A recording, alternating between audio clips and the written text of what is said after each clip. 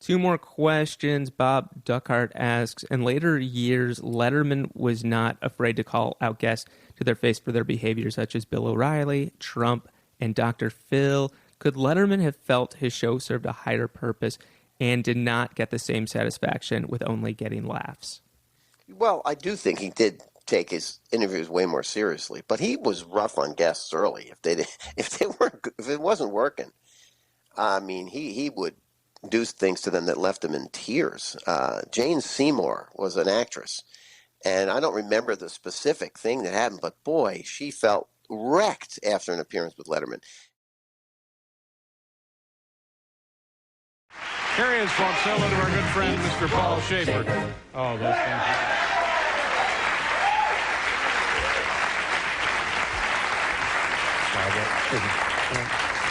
Seem to be able to know how to get through there. We're all exactly. right underneath the camera. Yeah. How you doing, Paul? Doing just fine. You know, night after night, people always ask us, and I wonder myself, do we have as much fun? Yeah. As it looks like we have? And what is the answer? I was asking you. Do we have as much fun? No, this is the most fun we have all day, don't you think? Yeah, certainly. You know what concerns me, though, Paul? We're 2 weeks away from the holiday season, and you and I really haven't had a chance to talk about how things are going. So let's just take a second here and visit for a minute. Okay, great. How are things going? Fine with me. How are things with you? Pretty good. Great, okay. All right, do the get show. that out of the way. What else are we doing? Do what? Top 10 list. Oh, this is a good category tonight from the Home Office. That, by the way, is the very definition of a smattering of applause. That little... Don't we have music that goes with this one? Okay, that's it. This, by the way, is in lieu of actual show material. This tonight, you know, we have Jane Seymour on, who has written this wonderful book entitled Jane Seymour's Guide to Romantic Living. Is that it? Do we have a copy of it here? I'm sure we must. We couldn't really do the show without a copy of it right here. So, oh, excuse me. I'm sorry. Don't seem to think we don't have the book. Oh, here it is right here. Thank you very much, Barbara Gaines. Here it is right here. Jane Seymour, a lovely woman, and she's written this book, Guide to Romantic Living. See? There you go. So she'll be out later to talk about that. Now, that brings me to introduction of tonight's category. Tonight's category is Bob Rooney's Top 10 Rules for Romantic Living. There's Bob over there, one of our studio technicians. Hi, Bob. So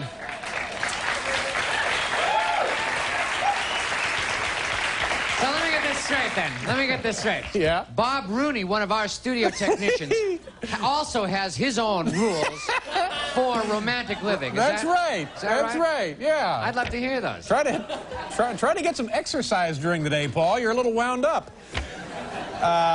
Here we go. Bob Rooney's Top 10 Rules for Romantic Living. Number 10, never tease a dog when he's eating. Number 9, when in doubt, wear socks. Number 8, wine plus beer, never fear. Beer plus wine, also fine. Prestone and gin, think again.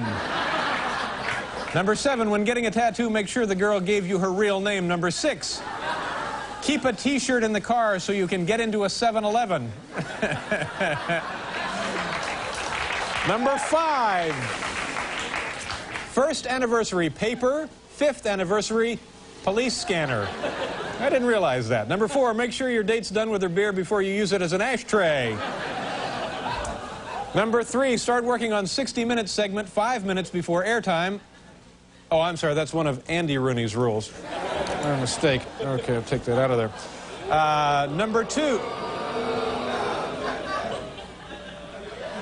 Number 2, a man never stands so tall as when he sits down to do some show-off driving. And number 1, check mustache after eating Cheetos.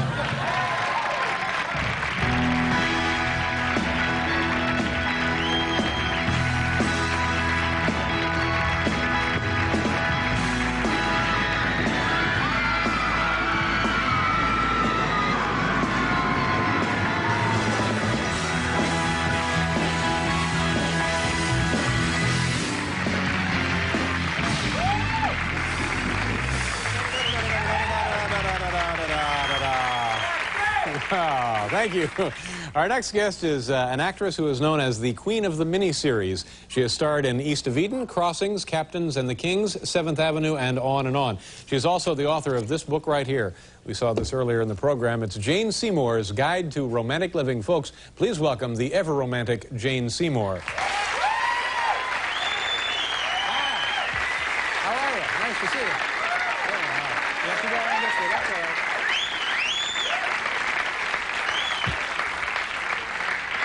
An act to follow, isn't Yeah, it? it is. You look terrific. Thank you. You look great. Thank you very much for being on the show. I didn't realize your hair was that long, but it's quite. I just had a haircut. Oh, is that right? Yeah. How much did they take off? I think about that much off. Yeah. Well, it certainly looks nice. Oh, thanks And those a are lot. great earrings. Thank you. Or like chandeliers. Yeah, it's in aren't they? case you didn't have any lights tonight. I thought I'd bring my own. Yeah, very thoughtful of you.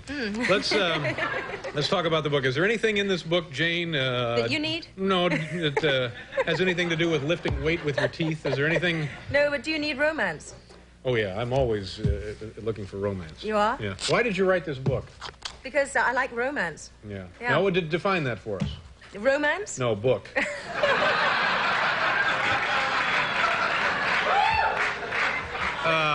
Of course, define romance. Okay, romance. Well, the point about romance and what things that are romantic is that they're indefinable. They're things that happen. They create great memories, and they're things you live with for the rest of your life. Now, do you practice what is in this book? Sure I do. I mean, it's full of my mistakes in there. All kinds of... I've been married 3 times. I mean, there's a lot of romance in there. So you're now applying more romance to this marriage than you did the first two? Is that what you're telling us? No. I've been living romantically since I was born, and my parents still continue to live... The original romantics is what They you were say, the original yeah. romantics, Yeah. and as much as anything, I wrote this book so that my mother would have something to give people for Christmas this year. Yeah. To my great shock, other people want it. Now, what's in the book? What are we talking Okay. about here? What is somebody going to learn about you and about being romantic when they buy the book, which is about 20 Well, bucks? they'll learn a bit about... It's going up next year. Are you selling a lot of these books? It's in its 3rd printing, so and the next printing it's going to be $22.50. So Is that right? Yes, if you want a bargain, you buy it before it runs out. You know the old joke, don't you? It's in its 3rd printing. The first 2 were smeared. Ooh. But so the book is doing quite well for you. All right. The book is doing quite well. All right, let's The book get is right to it. When we say Guide to Romantic Living, what are we talking about? It's how to bring romance back into All your right, give life. us some examples of how that happens, how you can make it. Well, for example, I kidnapped my husband. It was pretty dramatic. Yeah? What were the circumstances? The circumstances, it was our 2nd wedding anniversary. He'd already surprised me by giving me a beautiful diamond pendant in a bottom of champagne glass about 3 days before our anniversary, when I least expected it. I was about to drink it, and suddenly there was, this foreign object in the bottom. Yeah. I was naturally thrilled, and I had to think of something to top this with. So I arranged with his office that I could take him away from his work for 3 days, and I organized a holiday to Mexico. And on a Monday morning, all dressed up in his 3-piece suit, ready to go to work, I told him he wasn't allowed to leave the house till 9 o'clock. At 9 o'clock, a car came. I shoved him in the back and took him off to a place I wouldn't tell him where it was. Right. He was allowed 1 phone call back to his work to make sure everything was okay. And we ended up in Cabo San Lucas, he in a 3-piece wool suit, which was a little uncomfortable. Yeah. And, the point is that it was a surprise element. It was the fact that this is a man who's always in control of his life, and I took the control away, and Yeah. he loved it. Did you pistol whip him or anything? No, I didn't do anything like that, but you know what happened? We got there, and I thought I'd arranged the most beautiful, wonderful room in this hotel, and we found these lovely little cabanas on the beach right by the water's edge, and we thought, well, whatever the cost is, we'll go down there. Money's no object. Money's no object, and the hotel manager told us that would be half the price, so we thought these people are really crazy in Mexico. They don't know a good thing when they see it. Well, the next morning, we're notoriously untidy people, it was a night of great romance. We woke up to find everything floating in 7 inches of water. Oh, yeah. Tide came in and washed Tide came everything. in and washed it all away. But see, now, Jane, it's easy to be romantic when you can afford to go to Cabo San Lucas for a 3-day weekend, and you This can is afford true. a car, and you're It drinking is- champagne, and there's a $40,000 gem in the... But Right, well, you see, that what about average folks? You know? Absolutely, that's why I wrote the book. It's all about things you can do for nothing. Yeah, okay, we'll do a commercial, and then you give us an example of one of those romantic things, and we'll just see how that stacks up with the weekend in Cabo San Lucas.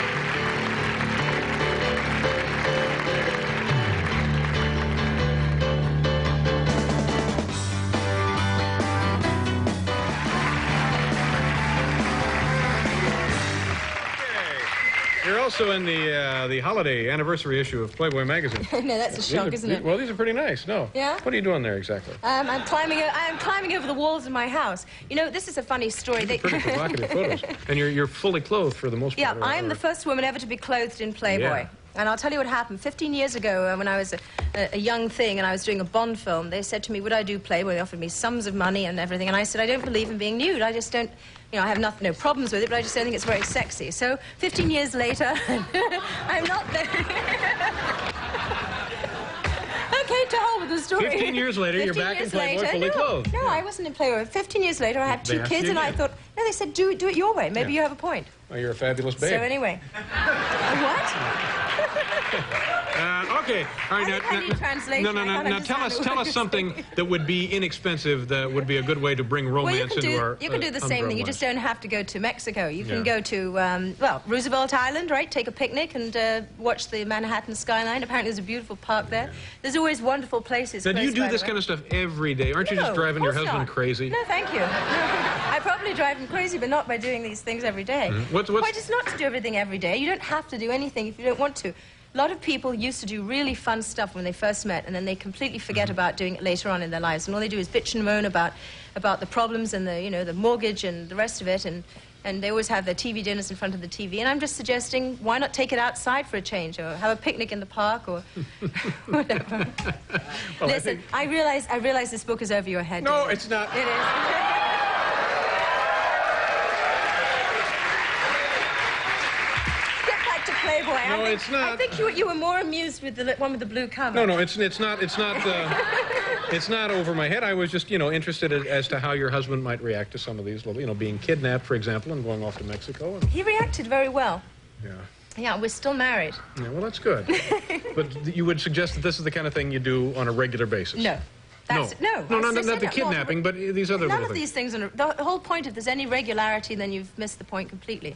It's about an attitude to life. It's about surprise element. It's about having fun. And you should not do this every single day of your life because it'd be boring. Yeah. Yes. All right, good. I'm glad you put those Yes. in the book for us. We'll be right back.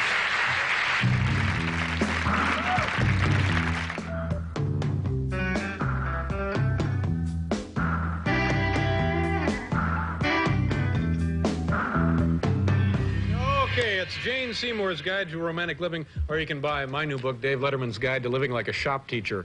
So, folks, we'll see you tomorrow night. Thank you very much. Jane, thank you for being here.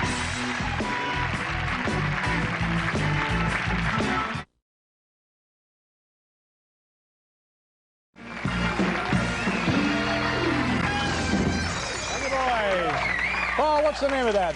Is that Night Train? Night Train. Nice That to hear is it. Night Train. Sounds great. Thank you for everything. Brown's arrangement of Huh? that. Do what? James Brown's Yeah, arrangement. sounds of great. that. And what are you guys going to do later? Can you tell us now? We're going to do an Albert Collins tune. An original. I don't know if it's an original. Who wrote it? A Good Fool is Hard to Find is the name of it. All right, we'll look forward to that later in the show. It's a traditional kind of a thing. Thank you. Public domain kind of a thing. Our first guest tonight. I may write it. I like it so much I may write it. Our first guest tonight is one. Excuse me for doing this. I don't know what it is. I guess it's. I shouldn't be. I can't help it. I need a good lotion, some kind of lotion, some kind of multi-purpose lotion. I'm all dried out from the winter. Our first guest tonight is, believe me, she is one fabulous babe who likes to be treated like one fabulous babe, and that's why she's written this book. Here it is right here. It's Jane Seymour's Guide to Romantic Living. Please say hello to Jane Seymour.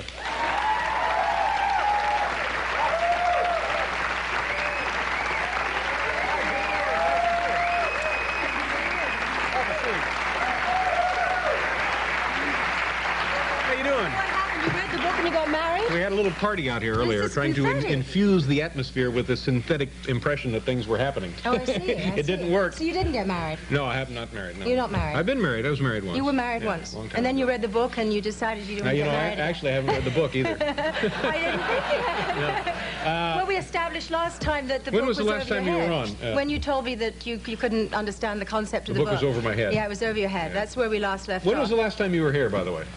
when the book was pushing me on stage to talk to you. When was When that, was that? Jane? Well, when was before that? Christmas sometime, I don't know. Well, like 6 months ago? Oh, no. 4 months ago? No, 2 months ago. All right. 3 months ago. And now you're back.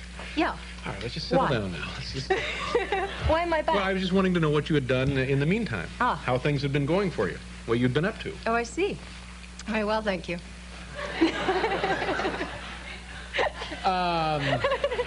So, What have I done? Well, I had Christmas. Yeah, that must have been nice. In England, I guess? That was in England. And then I came back and I got myself some more employment. I'm going to make a movie. Oh, yeah. What kind of movie? It's always useful to do. It's an art movie. It's sort of about obsessional love. An art movie, you say? Yes. Yeah. It's not something that's going to be on TV. It's going to be in the movie Theatrical theaters, release? and you'll be lucky if you see it because it's Argentinian and Spanish and Where's it going to be made? in Argentina and Argentina? Spain. Yeah. Well, that'll be exciting. Yes. All right, let's talk about the book now, I guess. We'll talk Oh, about you the don't book? have to talk about the book. Why would you want to talk about a book you haven't read? Well, that's true. Well, because you're on and it's Valentine's Day here. And people are buying it, right? Is this thing really selling? Well, it's in its third printing and Because the first two were 55,000 smeared. copies. That's why. It's an old joke, I'm sorry. Third printing, 55, how many copies? I think 55,000. I think Per they printing? sold about 40,000. Oh, I don't know. at 20 bucks a pop, so that's not bad, I guess, huh? I don't know. I haven't seen the money. Really? Did you see the money? Well, no, but I don't have anything to do with the book. No. All right, so Well, now- it's Valentine's Day, you know. Jane Seymour's Guide to Romantic Living. Now, what was the most recent romantic thing you did? Come here again. No, seriously. What was Most romantic thing that I did recently? Because that's what you advocate here in the book. Yeah. Always put romance in your life at all costs, even if it's the simplest little gesture. So what was the last thing you did? I think I cooked dinner. Cook dinner. Well, now see, that's not really romantic. That's pretty romantic. Really? For me. I haven't cooked dinner for a long time. Yeah, but What I've did- been what did told you not have? to, it burnt. Yeah. What- I'm not doing anything romantic like that again. What was it? It was Chinese. Yeah. It had chicken and sort of bits of orange peel and things, and they said it had to be charred. Well, it charred. Yeah. So that would be here in the book, an idea. That would be Cook added a in dinner. there. Cook a dinner, yes. So for 20 bucks, people can get valuable tips like that. Like that, yes. Now, who is this book for exactly? It's not for men, is it? Yes, it is. Is it for men? Actually, men have been buying the book. It's got lots of tips and stuff. It's really a case of whether you want to have some kind of spontaneity and take some risks in life. And Give me an example of a risk one might take after having read the book. You might kidnap your husband or your wife and take her away or him away when he least expects it to. That's a felony, and you're going to do time. And also, if you kidnap your husband or your wife, to whom do you send the ransom note? See, there's nobody there. This is true. Well, I guess it's useless to you, this book. Oh, thanks. Has anything romantic happened in your life since I last A lot saw of you? stuff. A lot of What What every have you day. done that was romantic? Oh, geez. Give us a tip for Valentine's Day. 2 days ago, I checked into a windowless hotel room. You did? Yeah, sat at the edge of the bed and stared at the floor for about 8 hours, and then I checked out. Yeah. So what are you doing for Valentine's Day? Nothing. I don't observe Valentine's Day per se as a holiday. Does it observe you? No, it's like one of those. It's like Halloween. Valentine's Day and Halloween, they're not. I don't see that they're worth the effort to really participate. Really? You No. know, they have a thing in England. I mean, I never understood why it is in America that people sign their Valentines, love from, it takes all the mystery out of it. The original Valentines were a sort of dedication of true love to someone that were anonymous. So you can imagine how much fun that is in England. You get 2 or 3 of these and you don't know who they're from, and if you're married, it's serious problems. Yeah, but that's kind of like a John Hinckley sort of deal. That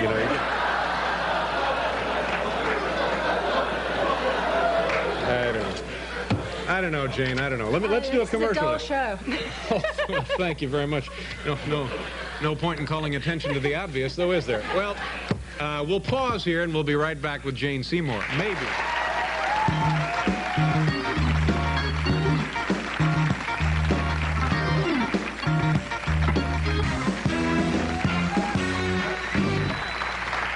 welcome back to the show. Jane Seymour is here. Frida Kaplan is here. You know who Frida Kaplan is? I just met her. She has all of these wonderful, strange, and exotic fruits that people are now beginning to enjoy, and we're going to look at them later. That's good. It'll be fun, don't you It think? would be fun. You like vegetables and fruit? I love vegetables and fruit. Well, when you go out to dinner, what would you order? Are you going out tonight, probably, for dinner, right? After the show? No. I have more work to do tonight. What are you doing tonight?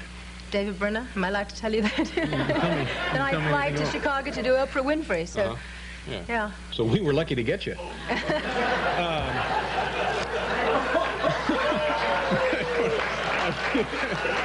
Because it's not like she's doing everything, you see. No. You're very selective. Okay, well...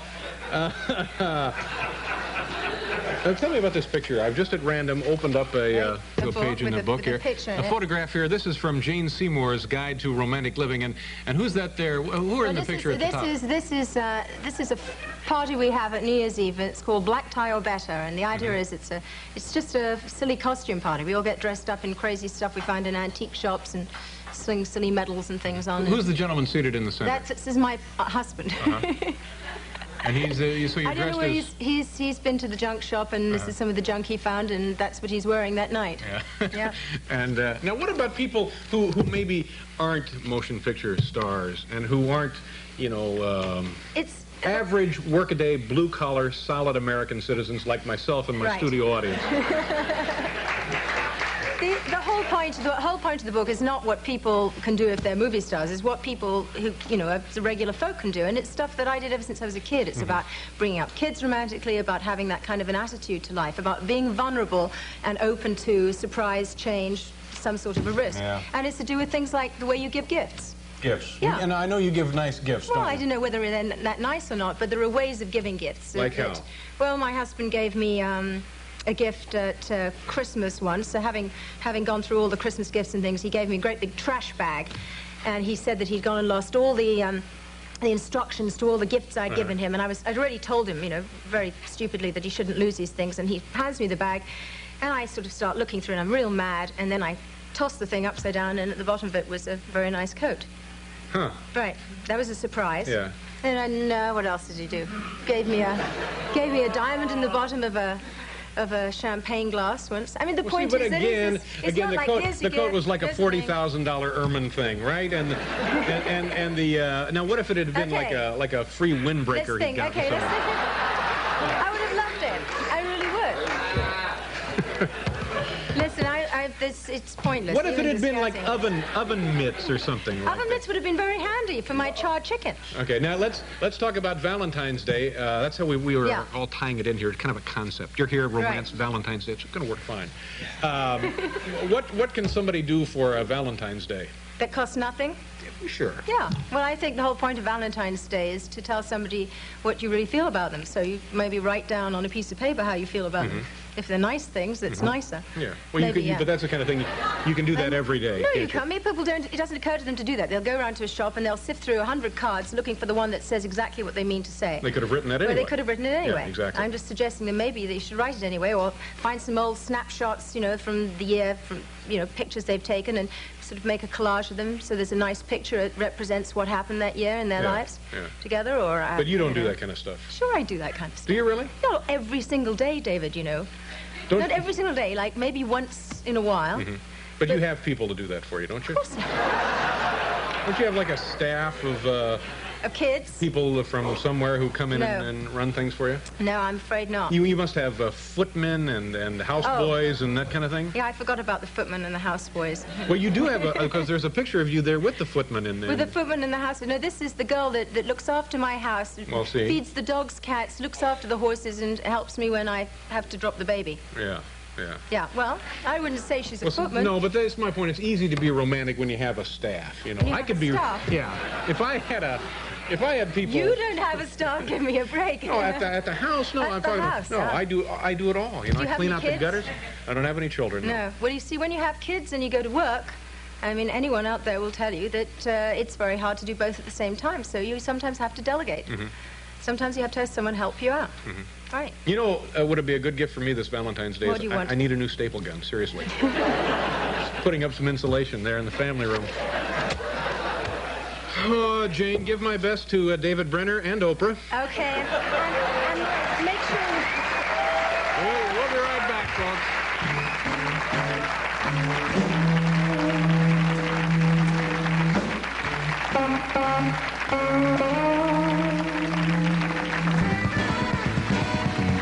Yeah.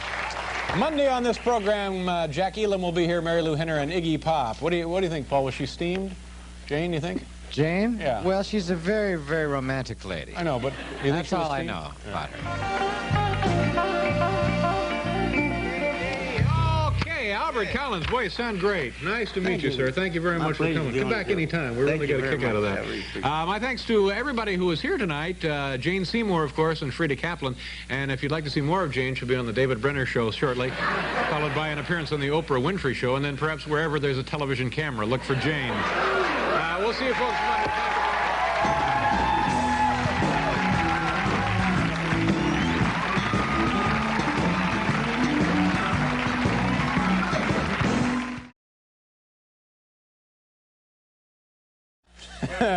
It's always a pleasure to welcome our next guest to this program. This woman is a talented actress. She was one of the stars of the television show Taxi and has most recently been in such motion pictures as Perfect, Johnny Dangerously, and The Man Who Loved Women. She is now appearing here on Broadway in the show Social Security. Please welcome actress Marilu Henner.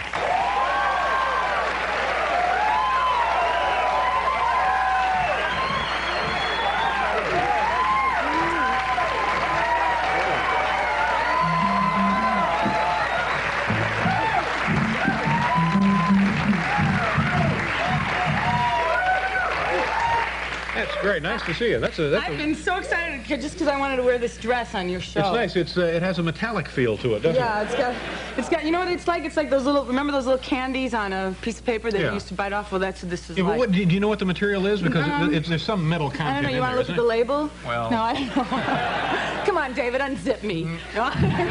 And I'd be a fool to pass that up, wouldn't I? I know you got mad because I didn't shake your hand before, but I didn't know Not that only you were did you- coming. no, not No, only but I did you- didn't know. I didn't see that that's what you were doing. You turned on your heel and you stormed out of the studio. It's because I couldn't wait to get dressed. That's the thing that actresses do. They turn on their heel and they storm out. I'm not Jane Seymour, remember?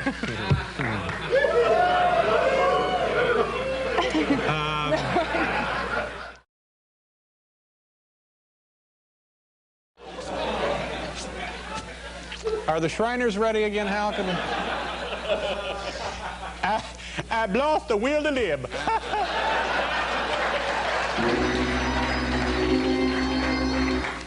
Everything's moist. Look, it's all moist.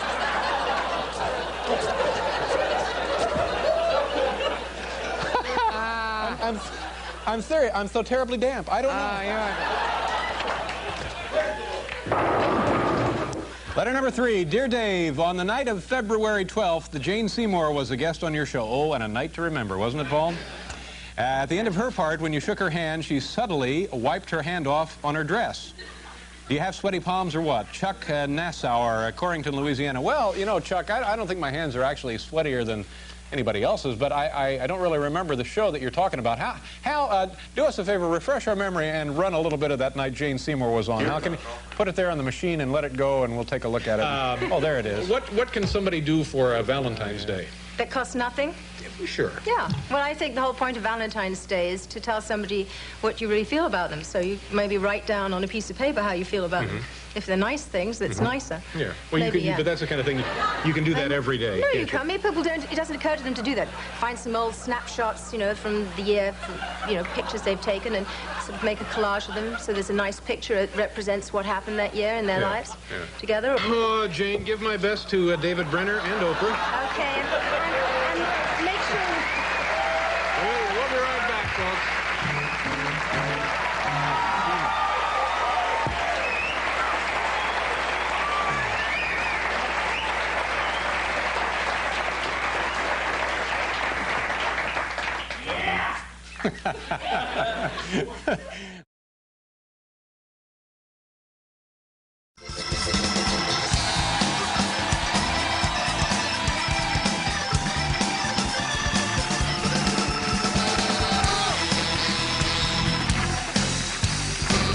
Beautiful. Absolutely beautiful. The Palace of Fine Arts. That's where we're doing a big show. Our next guest is not a doctor, but of course she plays one on TV. I bet she's sick of that joke. Of course, she is the star of the very, very, very popular Dr. Quinn, Medicine Woman, and can be seen right here on the CBS television network. Ladies and gentlemen, please do me a favor. Welcome Dr. Quinn, her own self, the lovely Jane Seymour. Jane!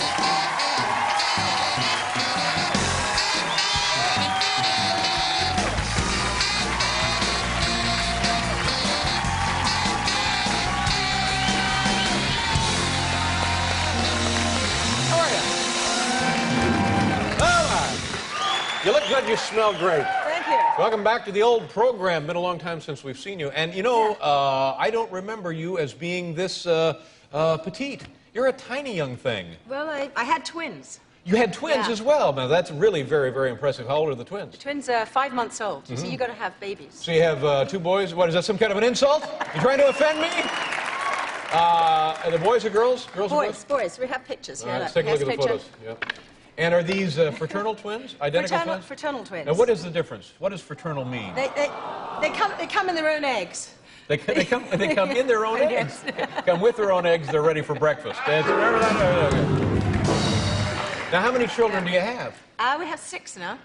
6? Yes. Really?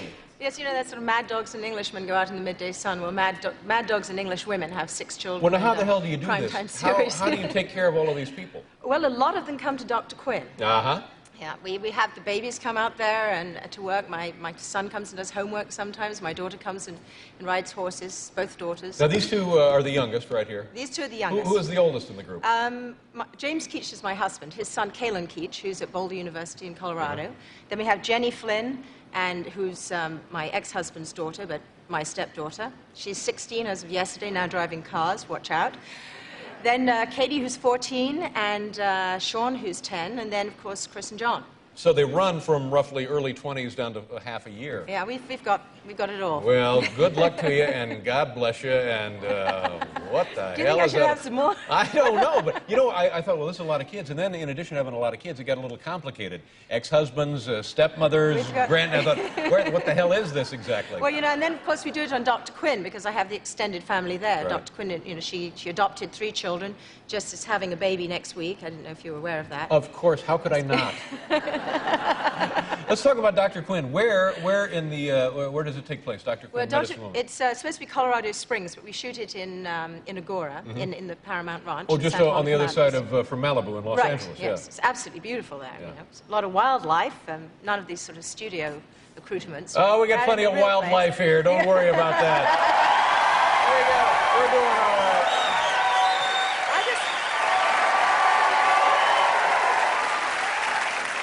I didn't see you having to, you know, stop your show for coyotes on the hill. Yeah, but did you get a look at Mr. Head when he was out here? Yes, I did. That was a cute segment. Well, cute. I don't know if cute is the exact word. But the coyotes in the hills around Los Angeles are dangerous. Well, you know, we do these very romantic and wonderful, peaceful family show type scenes, and in the middle of the scene, all of a sudden, the coyotes will catch some unfortunate domestic cat, and we have to wait until they've had the dinner. Say goodbye to Kitty. Yeah, say goodbye to Kitty. It's very sad, but that's what happens, you know. It's a national park, and you have mountain lions and rattlesnakes and real life. Now, historically speaking, chronology, what is the year for Dr. Quinn, Medicine Woman? It was somewhere in the 1870s. 1870s. Yes. And what level of medical practice had we achieved? What was the nature of the refinement? Do you use leeches? Do you use a lot of leeches? No, I don't approve of leeches. No, actually, I'm sort of more of a holistic doctor. I tend to veer towards the Native American remedies when in doubt. Right. And thank you very much. Native Americans? Good. God bless you. Nice to have you here. And you know, we just cut bones off when they need to be taken off. But you know, and you must know something. No antiseptics, nothing like that. Nothing. No, if you know anything of medicine in those days, the Dark Ages, really, as far as medicine is concerned, it was very, very, very primitive, very unpleasant. A lot of, you know, just. Dr. Quinn kills quite a few people. Mortality rate higher than it ought to be. Mortality rate's rather high. It would have been a lot higher if you know, we were really telling the truth. Now, do you have a big cliffhanger season ender for Dr. Quinn, Medicine Woman? Well, I've been pregnant for 14 months now. Well. So I'm going to drop that baby, but I'm not going to have the baby where everyone thinks I'm going to have the baby. I'm going to have it in the woods, and Sully is going to have to help me give birth. So it's pretty amazing. And when is that taking place? Soon, I hope, after 14 months. Very soon, yeah. We're going to start kind of preparing for having the baby this Saturday night, and then the following Saturday night is the second part of our season finale, and that's when I actually have the baby. Good man. And I so will in have addition, that baby. in addition to being a 14-month gestation period, Yes. it's like a 14-day delivery. Yes. You're in labor for 2 weeks. I'm in Oh labor. my God! Well, you got your work cut out for you. It's nice to see you again, and Thank you. congratulations on the new addition to the family and the success of the show. Thanks. Enjoy San Francisco. Thank you. Jane Seymour.